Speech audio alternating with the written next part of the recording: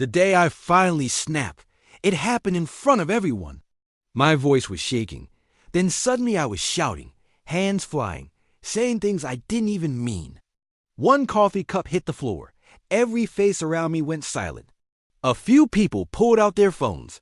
In that moment, anger felt powerful. 10 minutes later, all I felt was shame. It wasn't the first time. Every night I told myself, next time I'll stay calm. Next time I'll breathe. And every time, someone pressed the right button and I exploded again. I thought that was just who I was until one strange challenge from an old mentor showed me a lesson most people never hear. That lesson truly changed me. At work, there were politics, jokes that weren't jokes, emails with urgent in the subject line, and that one colleague who loved to correct me in front of everyone. On my phone, family group chats were full of criticism disguised as advice.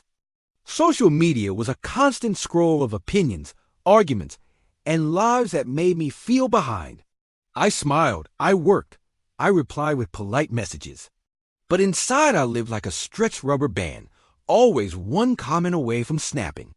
I wanted peace, yet irritation flooded my body so fast it scared me. It was hurting my relationships and my health. Let me paint you a picture you might recognize. One day it was a driver who cut in front of me and hit my bumper. I rolled down my window and screamed until my throat hurt, hands shaking on the steering wheel. Another day, a colleague presented my idea in a meeting and everyone praised him. I smiled tightly, then slammed doors and drawers later, replaying every second like a movie of injustice. At home, a family member said, "By your age, I had done so much more." I fired back with a cruel sentence I wished I could grab out of the air. Online, a stranger left one insulting comment, and I spent an hour angrily typing a reply. Every time, the pattern was the same: instant reaction, then regret, then blaming them. If they didn't provoke me, I'd be calm, I told myself. But slowly, I saw the truth. The world is full of buttons, and someone will always press them. The real prison was inside me. Most of us live like this, not realizing what it's costing, until one moment forces change.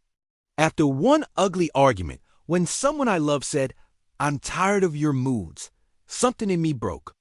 That night I whispered, "I can't live like this anymore." I went down the rabbit hole.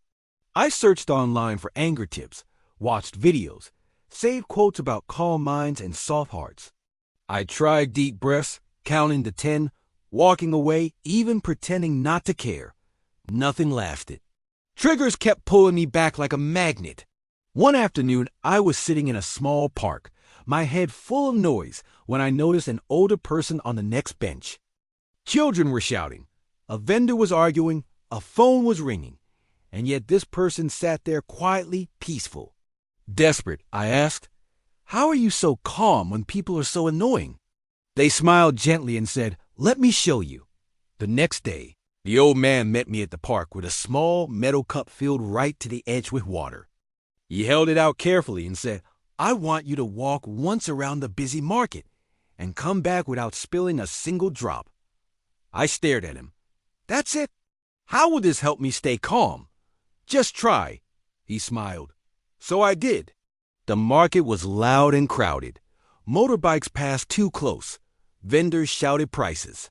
Two people argued right next to me. Someone bumped my shoulder. Normally, I would have flared up at all of it. But this time, every bit of my attention was on the trembling surface of that water. When I returned, he asked, "How many angry faces did you see?" I frowned, thinking, "I don't know." I was too focused on the cup. He nodded. "Exactly. That cup is your inner state." For me, that changed everything.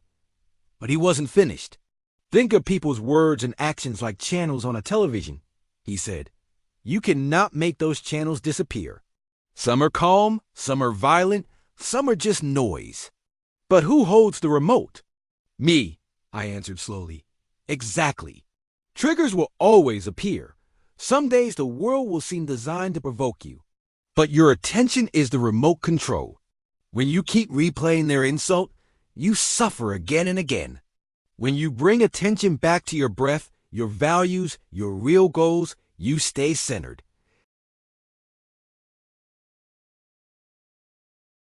He said, next time you feel triggered, don't answer immediately. Pause. Feel your feet. Take 3 slow breaths. Then ask yourself, what am I choosing to hold in my cup right now? You always have that choice. That is how calm becomes something you can practice.